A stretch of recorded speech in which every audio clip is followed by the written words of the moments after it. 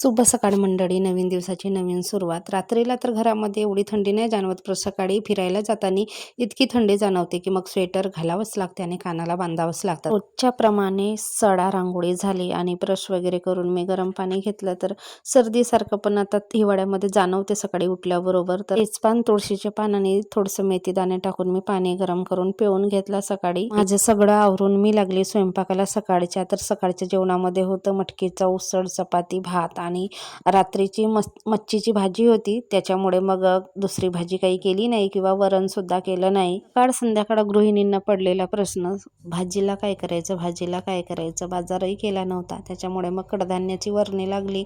नाहीतर मग कडधान्य तसेच राहतात, हिरवा भाजीपाला असतो म्हणून. स्वयंपाक वगैरे झालं, घरातली सगळी कामं झाली. लवकर उठल्यामुळे लवकर कामं सुद्धा होतात.